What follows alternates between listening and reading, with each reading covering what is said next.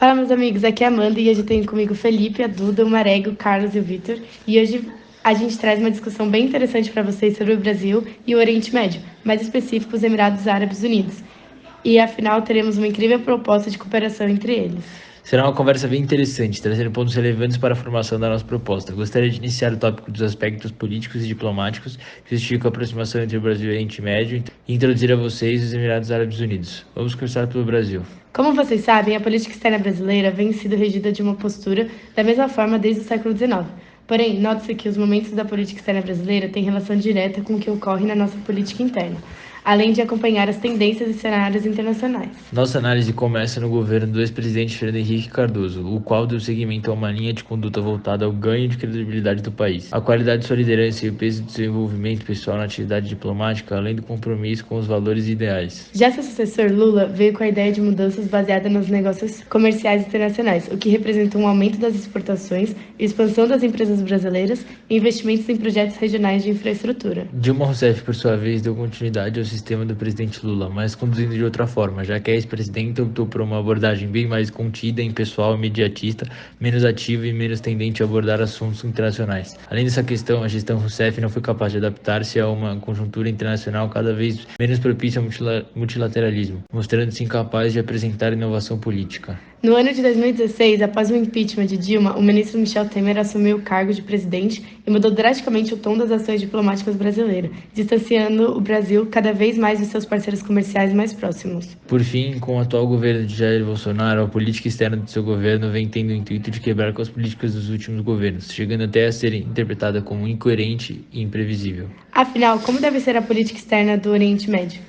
Como uma federação constitucional de 7 Emirados, com seus governos locais caracterizados pelo autoritarismo, sua política externa moderada, que reforça as relações equilibradas com a comunidade internacional, voltada para o processo de produção e exportação. Vale relembrar que a Constituição Federal Monárquica, a qual representa funções legislativas, todavia, mesmo sendo uma monarquia parlamentar, a economia é livre e a política do país continua sendo até hoje absoluta, tornando assim a liberdade política um pouco mais difícil de alcançar. Mesmo com as dificuldades, a interação internacional, vale ressaltar que durante o governo Lula, as interações de importação e exportação com o Oriente Médio foram intensificadas, onde o Brasil exportava carnes de aves e suas miudezas, comestíveis congelados, ouros não monetários, açúcares e melaço. E o Brasil importava óleos, combustíveis de petróleo, alumínio e demais produtos da indústria de transformação. Então, galera, nós sabemos que o Brasil tem um grande potencial no setor da agropecuária. E com isso, o país se configura como o maior exportador desse setor no mundo. Isso mesmo, com esse grande potencial, o Brasil exporta uma boa variedade de produtos, como carne bovina e mais especializados, como frango e pernil. Com essa grande variedade, o Brasil também se configura como líder nas exportações para o Oriente Médio de carnes, especificamente as do tipo halal, no qual é uma técnica de abatimento sagrada para a religião islâmica. Esse produto representa muito para o mundo e para o Oriente Médio, já que em 2013 o comércio de carne halal já equivalia a 16,6% do total de mercado de alimentos mundial, além de que, desde 2016, cresceu 7,6%, movimentando 1,245 trilhões de dólares.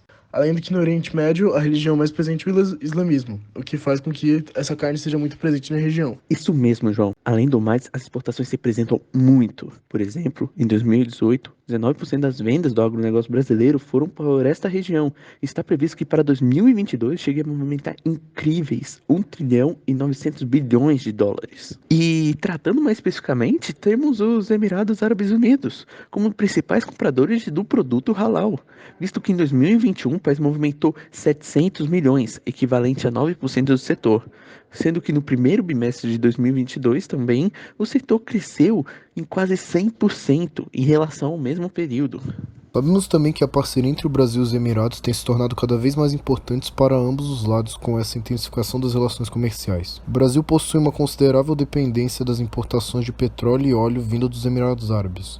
Já no caso dos Emirados, o país recentemente manifestou grande interesse no setor agropecuário brasileiro e a tendência é só aumentar. Não apenas os Emirados Árabes, mas o Oriente Médio como um todo, se mostra um ambiente propício para o Brasil investir nos mercados de exportação de produtos alimentícios. Além deles, são também grandes parceiros comerciais brasileiros outros 25 países pertencentes à comunidade árabe, aumentando cada vez mais as exportações para lá, tornando essa uma oportunidade para o Estado brasileiro de expandir seu mercado.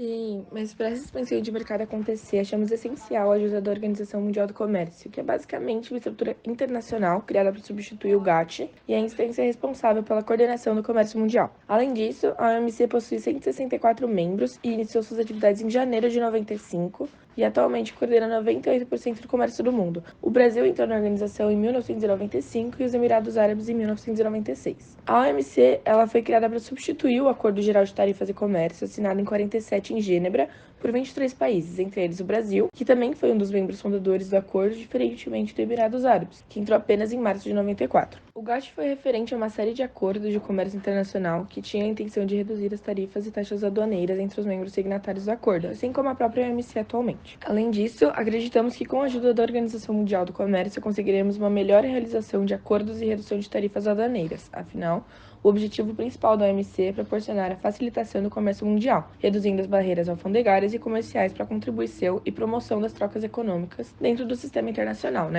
ajudando assim na abertura de portas para mais importações e exportações entre o Brasil e os Emirados Árabes. Por fim, após a análise feita, a proposta é abrir novas portas de importação e exportação de outros produtos entre o Brasil e os Emirados Árabes Unidos, junto com a OMC, o que tem como objetivo ser um facilitador em relação a esses processos, pois ele irá ajudar o livre comércio entre os países. Entretanto, mesmo com algumas dificuldades, a proposta de cooperação entre esses países é relativamente viável, devido à relação de importação e exportação que eles já apresentam, como por exemplo as exportações do Brasil de carnes e aves congeladas, com a exportação dos Emirados Árabes Unidos de petróleo e alumínio. E por aqui encerramos mais uma conversa super interessante com uma proposta incrível de cooperação entre o Brasil e os Emirados Árabes Unidos. Boa noite, gente, e obrigada pela troca de informações, pessoal. Beijos!